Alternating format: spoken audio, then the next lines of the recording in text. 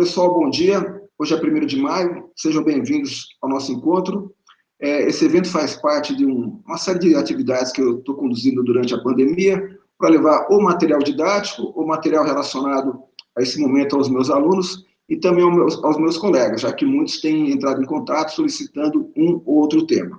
Eu vou estar com a colinha aqui, viu, pessoal, para a gente ser o mais ágil possível no nosso tempo, tá?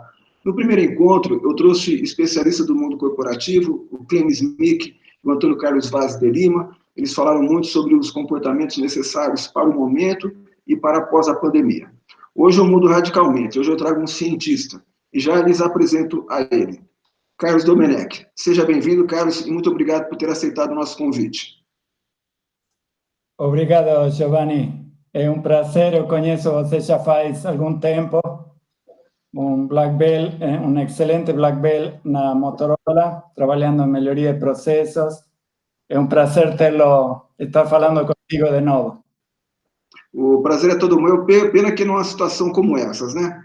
Para quem não conhece o Carlos Domenech, eu fiz uma pequena biografia dele. Ele é um profissional da área de estatística, trabalhou durante muitos anos no mundo corporativo, e hoje com a sua empresa de consultoria, a MI Domenech, ele tem treinado profissionais e formados Green Belts, Black Belts, Master Black Belts, ou seja, profissionais da área de estatística que têm trabalhado em empresas de todos os setores, do agronegócio ao automobilístico, do químico ao mecânico, do têxtil às telecomunicações.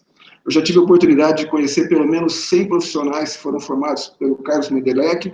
Os seus profissionais trabalham nas 3 Américas, América do Sul, América Central, América do Norte, e já deu treinamento, inclusive, na Europa. Carlos, é uma honra poder estar conversando com você aqui agora. Tá. Obrigado. Para quem não sabe, né, o grande motivo pelo qual eu trouxe o Carlos Domenech hoje aqui é porque ele fez uma modelagem da curva do coronavírus. Ele fez uma modelagem das mortes e das infectações. E é isso que a gente vai estar conversando hoje, tá?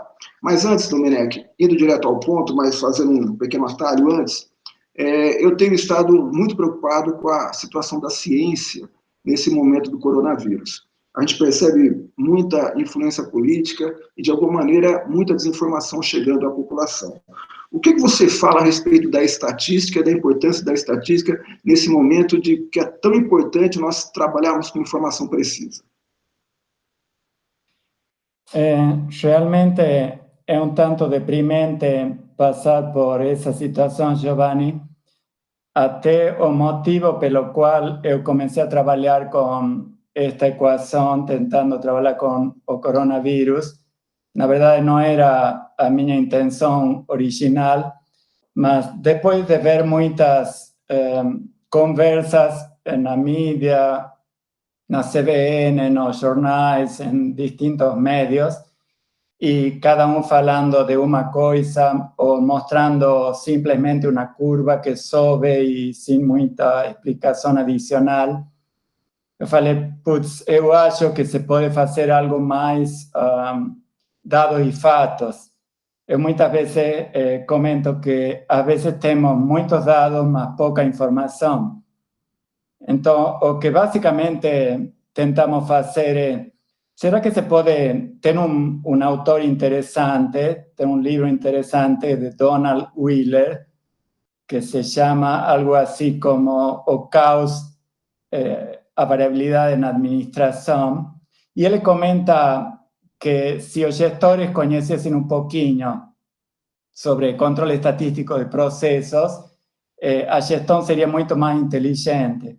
E voltando à sua pergunta, um pouco foi o interesse do estudo. Será que eu posso, de alguma forma, contribuir para transformar um pouquinho mais esses dados em informação que sirvam para a gestão de médicos, autoridades em geral? Perfeito, perfeito. Ou seja, a estatística ela não é uma coisa só de fábrica, ela é da medicina, é da célula, é da ciência de forma geral, né? Totalmente. Tem um autor que se chama Wells, que ele comenta algo parecido. Ele diz, a estatística no futuro será tão necessário para o cidadão eficiente quanto a capacidade de ler e escrever. E mesmo sendo tão importante, quais são as dificuldades que você teve para conseguir modelar a sua curva aí, com relação a dados? En relación a dados, inicialmente, nós treinamos muitas pessoas, já são milhares de pessoas, em estatística, em melhoria de processos, e uma das coisas que eu comento sempre é a etapa na qual vocês vão ter mais problemas vai ser a medição. Porque muitas vezes passamos o tempo todo medindo, mas na hora que você quer dados precisos, você não tem. Então, neste caso, eu ajustei dois tipos de curvas, uma de mortes acumuladas e outra de infectados acumuladas. Tive certo problema, maior problema, com a curva de infectados acumulados.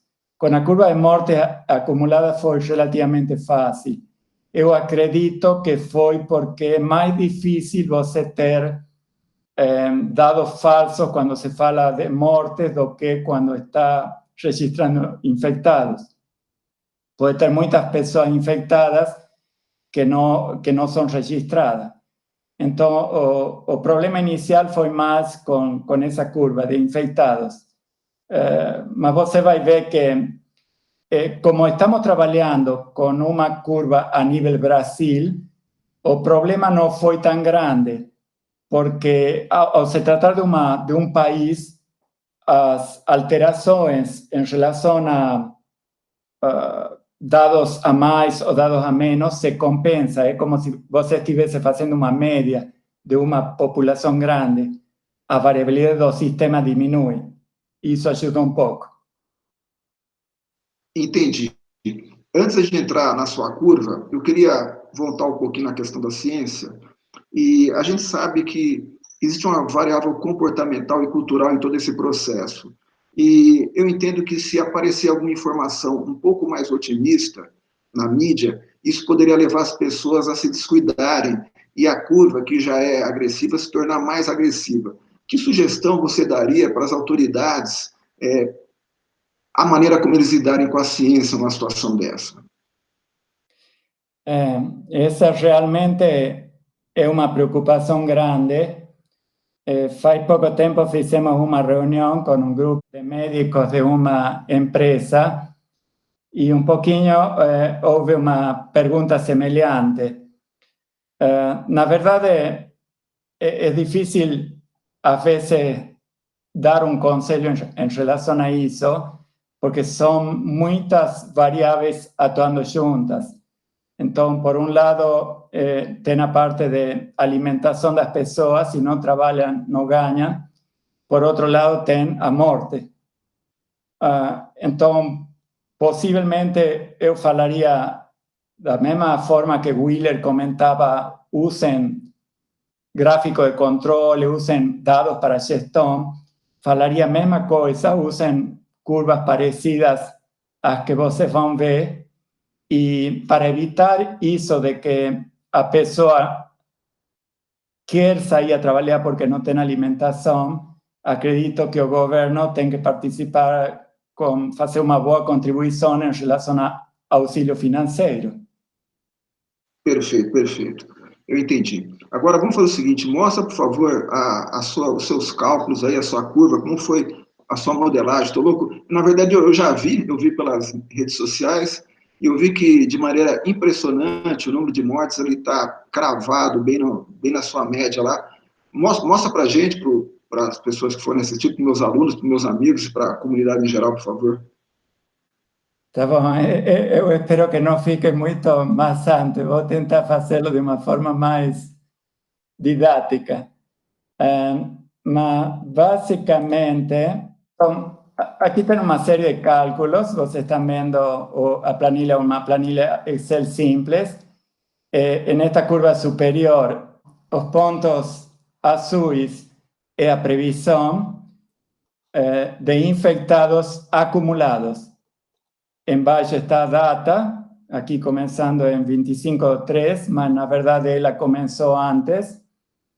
O eixo Y são os infectados acumulados. Vocês veem uma curva azul que é a curva de previsão.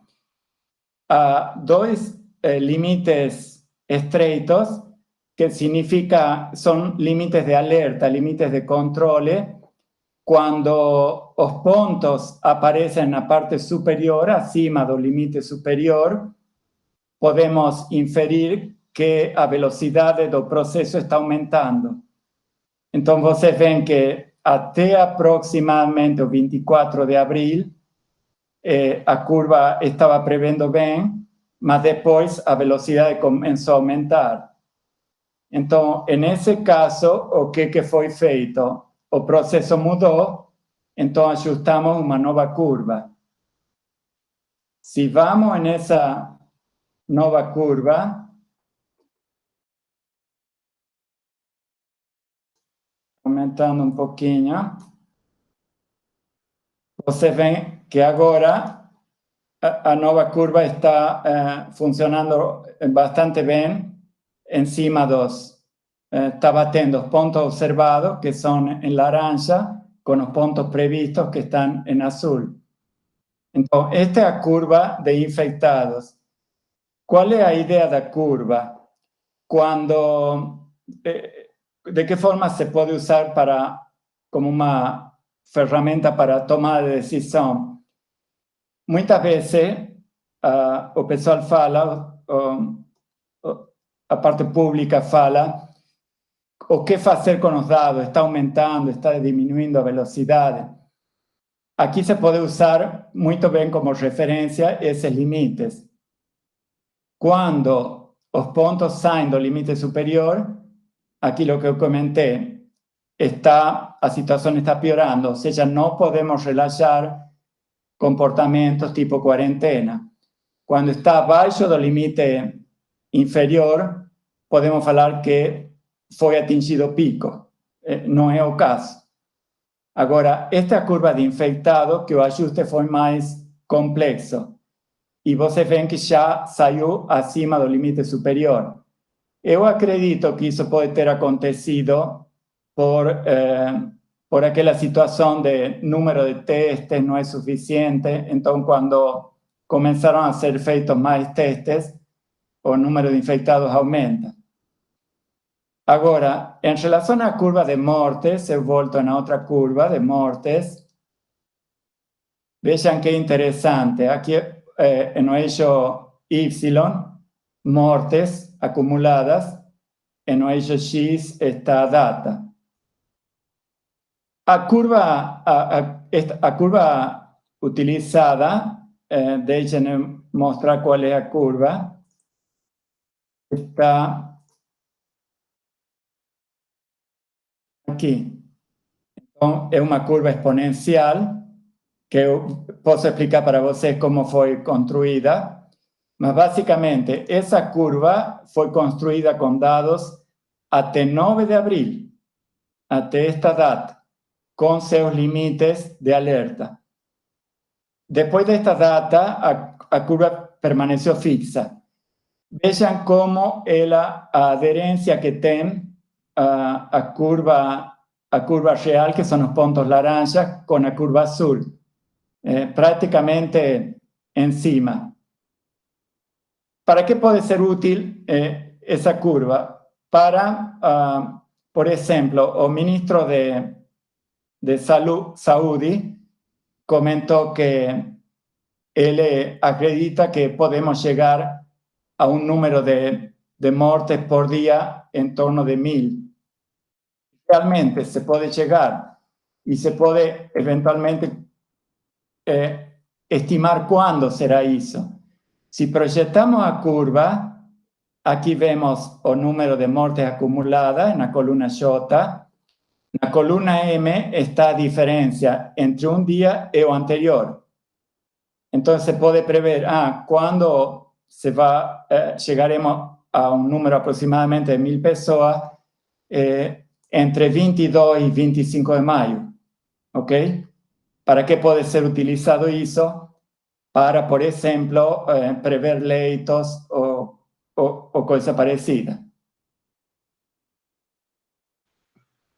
Domenech, eu vi que você mostrou a equação Conta para a gente como foi que você desenvolveu essa equação. Só por curiosidade, eu entrei em alguns sites da internet onde eu conseguia, a partir de um conjunto de pares x, y, eles fornecerem algumas equações, só que eles só conseguiam com um número limitado, acho que 10 pontos cartesianos. Como é que você conseguiu construir essa equação aí? Então, eu preparei aqui uma breve introdução para mostrar isso. Me permitam compartilhar com vocês. Foram várias dúvidas ao longo desse processo. Uma das dúvidas foi esta primeira. Utilizamos dados diários, ou seja, quanto está morrendo ou quanto estão sendo infectados dia a dia, que seria a curva superior aqui que vocês estão enxergando, ou utilizamos dados acumulados, neste caso, infectados novos ou infectados acumulados. Vejam que, pelo fato de ser dados diários, a curva superior tem uma variabilidade bastante maior, enquanto que se usamos dados acumulados, ela é um tanto mais precisa. Então, a primeira questão foi, ok, vou fazer o ajuste com dados acumulados, que foi a segunda curva. A próxima questão foi, existe uma metodologia relativamente simples que se chama regressão linear simples. Mas regressão linear, eu consigo ajustar dados de uma forma mais simples que tem um comportamento linear, tipo esta curva da direita. Mas a nossa curva, pelo comportamento exponencial, é um tanto mais complicado. Então, o primeiro processo foi transformar essa curva com esse comportamento mais complicado por algum tipo de transformação, por exemplo, neste caso, logaritmo, para que ela vire linear. E aí realizar o ajuste. Depois de realizar o ajuste, eu falaria que eu faço, vou usar aqui uma palavra incorreta, mas como se fosse destransformo a variável e volto na equação na variável original.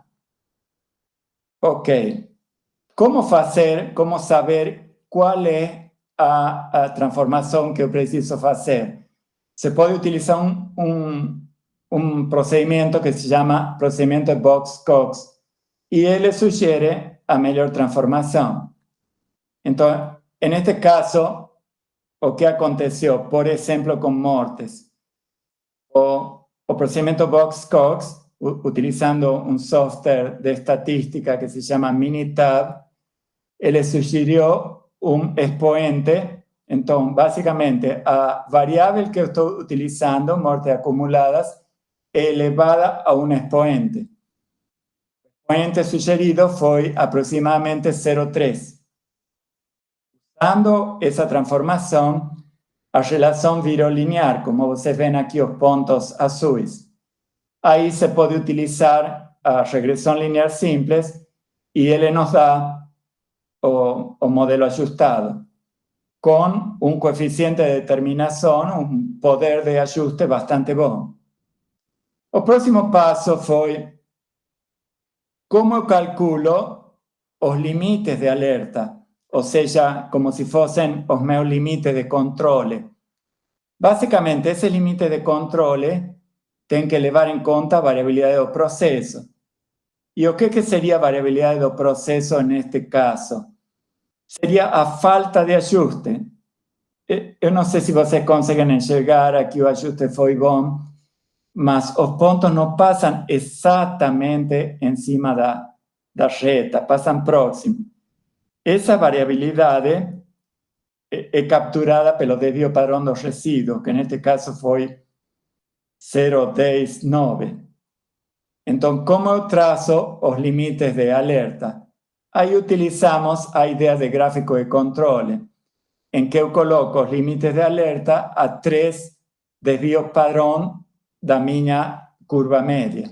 A curva média é esta de aqui, menos 4,4 mais 0,27 vezes tempo, menos 3 vezes o desvio padrão, o limite inferior, mais 3 o limite superior. E finalmente, eu faço volto na variável original.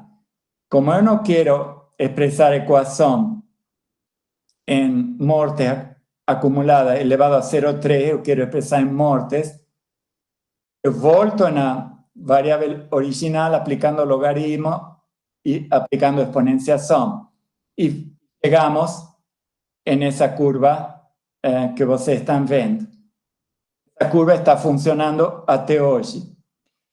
E a partir dessa curva, o que fazemos?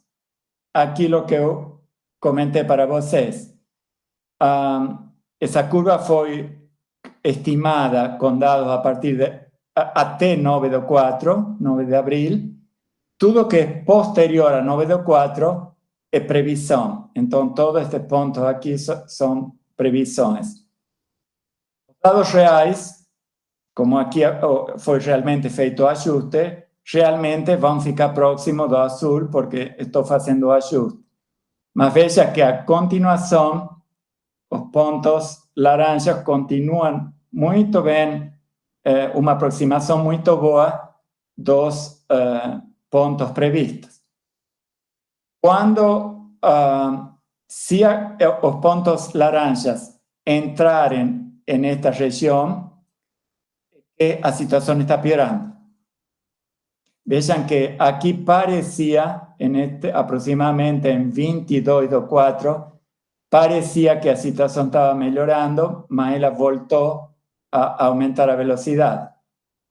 Ou seja, quando estamos nesta região vermelha, é que a situação está piorando. Quando estamos na região branca, é que ela se mantém com a mesma velocidade. E quando a curva entra na região verde, poderemos falar que atingimos o pico. É isso, Giovanni, a forma de trabalhar com ela. Então, de que forma pode servir? Se eu estou na região branca ou vermelha, é uma região de risco. Então, eu, como autoridade, deveria ter cuidado com relaxar a quarentena. Quando começamos a entrar na região verde, posso pensar que a situação está melhorando. Então, confirmando, na região cor-de-rosa, entrou nela, significa que a situação está piorando. E entrando na região verde, está diminuindo a pandemia, é isso? Exatamente, a velocidade. Perfeito. E uma coisa que eu observo aí é que os limites de controle, os limites de alerta, como você fala, eles são muito estreitos. Ou seja, qualquer desvio aumenta muito ou abaixa muito. Isso tem a ver com a amostragem, tem a ver com... porque é muito estreito, eu fiquei assim, achei muito impressionante isso. Realmente são bastante estreitos. Tem a ver um pouquinho com, estamos trabalhando com dados a nível Brasil. Um amigo de Campinas me pediu que eu fizesse o mesmo trabalho com os dados de Campinas. E você pode ver nessa outra equação. Então, aqui são mortes acumuladas no distrito de Campinas. Agora, aumentando aqui um pouquinho, ven que os limites são bem mais largos e que inicialmente as mortes estavam em uma relação linear e vejam que agora, a partir do 24 de abril, ela começou a adquirir um comportamento exponencial. Então, de que depende, voltando na sua pergunta sobre os limites? Esses limites, se queremos ser um pouquinho menos conservadores, podemos colocá-lo a 4 de biopadrão, neste caso está a 3 de biopadrão, mas depende muito da variabilidade do modelo, dos dados. Como vocês veem que os dados se ajustam relativamente bem ao modelo, os limites são estreitos. Então, eles relativamente rápido irán a mostrar o indicar para nós que está tendo um desvio da dinâmica do processo. E, grosso modo, o que eu observo desses gráficos é que não enxergamos achatamento até esse ponto, é isso, né? Exatamente. Então, na parte de mortes, não enxergamos que a dinâmica esteja mudando, a velocidade continua no mesmo ritmo, e conforme foi mencionado, continuando nesse ritmo, devemos estar chegando em 1.000 mortes por dia lá por 22 a 25 de maio, e para os infectados, ele saiu do limite superior, vejam aqui na curva da esquerda, ou seja, aumentou a velocidade, e agora estamos em uma nova curva. Então, não dá para falar que a situação está melhorando. E agora uma pergunta final. Nesse universo que nós estamos vivendo, de muita desinformação na mídia social, muita fake news, tá? A gente tem observado muita notícia do tipo assim, olha, determinada cidade está inflacionando seus números, determinado estado está inflacionando seus números. Mas pelo pouquinho que eu entendo de estatística, se alguém está inflacionando esses dados, tem que ter um cara bom de estatística do outro lado lá também, porque ele tem de colocar uns números adequados para o crescimento se comportar de maneira, digamos assim, comportada, né? Então, diante dessas curvas suas aí, é possível afirmar que os números de mortes, eles não estão inflacionados, ou há imprecisões no sistema que a gente ainda não permite afirmar isso? Então, o que eu poderia comentar eu acredito, pode ter inflação ou pode ter deflação, mas é sempre extremamente complexo chegar.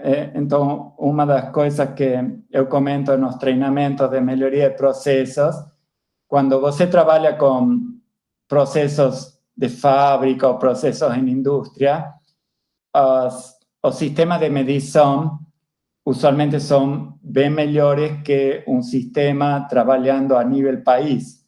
Então, imaginam uma medida que usa um micrômetro ou usa um paquímetro. Mesmo nessa situação, é extremamente complexo você chegar a uma medida boa. Então, quanto mais podemos pensar que vai acontecer em um sistema tão complexo como registrar mortes ou infectados em todo um país? Realmente, eu acredito que pode ter falhas, mas a vantagem na hora que você trabalha com dados acumulados é que ao longo do tempo essas imprecisões vão se contrabalanceando. Em um momento informamos mais, em outro momento informamos menos, e em última instância são os únicos dados que temos para tomada de decisão. Então, temos que fazer alguma coisa. Ou ficamos sempre acreditando que esses dados não servem, ou usamos os dados que temos e tentamos tirar alguma conclusão. Então, acredito que poderíamos partir para essa segunda opção. O que podemos fazer com esses dados que podem ter falha, mas são os melhores dados que temos disponíveis? Perfeito. Então, a decisão é toda política, já que os números eles estão mostrando o que está acontecendo, perfeito? Ok. Isso, né? Olha, Domenech, muito obrigado aí por mais uma aula. Eu já fiz vários cursos com você e hoje foi uma aula realmente fantástica. Eu queria saber se você vai estar continuando a monitorar esses valores e onde você está publicando eles, ou se você está deixando eles no LinkedIn. Como é que você está divulgando esse material? Realmente eles estão no LinkedIn. Se vocês entram ou no LinkedIn ou no Facebook, na nossa página, você encontra, basicamente são 3 artigos. O artigo 1, em que começamos a explorar como fazer o ajuste. O artigo 2, em que mostramos como construir os limites, e no terceiro artigo que começamos a ver, ok, o que fazer com isso. Se vocês querem, se você mesmo, Giovanni, quer compartilhar com seus alunos ou colegas, ou se qualquer um quer o estudo completo, as planilhas Excel, as planilhas Minitab, podemos enviar sem problema, não há segredo em assuntos deste tipo. Fiquem à vontade. Foi um enorme prazer estar falando contigo novamente. Ah, foi uma alegria enorme. Pena que nessa situação aí, mas eu acho que com essa informação que você traz, de certa maneira, ajuda a comunidade em geral a estar mais consciente do risco que nós estamos correndo, da necessidade de se proteger, enfim, é muito agressivo o processo e a gente quer se encontrar pessoalmente, não ficar apenas à distância aqui pelo computador. Realmente. Tá bom, Domenech. Um grande abração para você. Até uma próxima e tomamos uma corona cerveja. Cerveja, com certeza. Essa é a expectativa nossa. Então, agradeço ao seu convite aí, por essa aula magistral que você deu. Deixo um abraço aos meus amigos, meus colegas, e vamos continuar na luta aí, que a gente pode fazer muita coisa para contribuir com essa situação. Muito obrigado e um grande abraço a todos vocês aí, tá bom? Até mais. Abraço, Giovanni. Tchau, tchau. Tchau.